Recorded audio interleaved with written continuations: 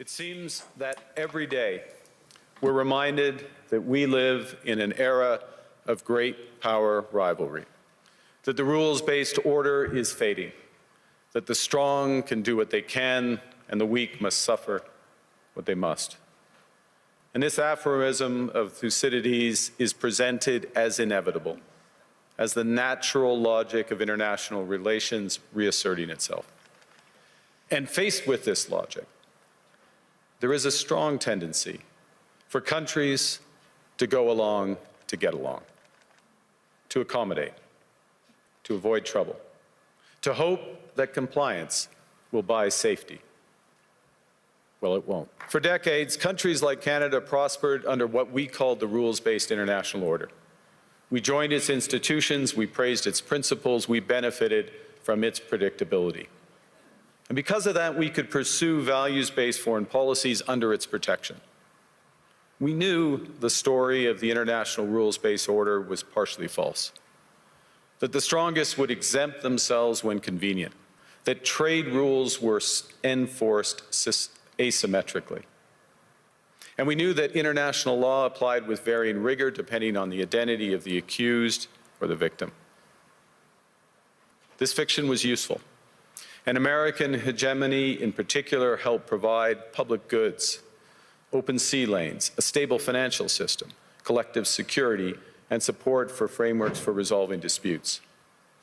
So we placed the sign in the window. We participated in the rituals.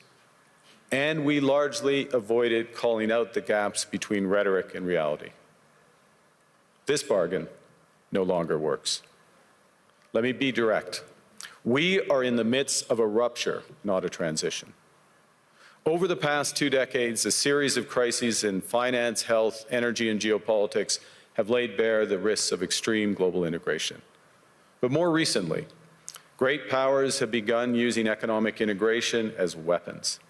Tariffs as leverage, financial infrastructure as coercion, supply chains as vulnerabilities to be exploited. You cannot live within the lie of mutual benefit through integration when integration becomes the source of your subordination. What does it mean for middle powers to live the truth? Well, first, it means naming reality. Stop invoking rules-based international order as though it still functions as advertised. Call it what it is, a system of intensifying great power rivalry where the most powerful pursue their interests using economic integration as coercion. It means acting consistently, applying the same standards to allies and rivals. When middle powers criticize economic intimidation from one direction but stay silent when it comes from another, we are keeping the sign in the window.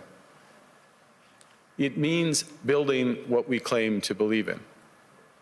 Rather than waiting for the old order to be restored, it means creating institutions and agreements that function as described. We understand that this rupture calls for more than adaptation. It calls for honesty about the world as it is. We are taking the sign out of the window.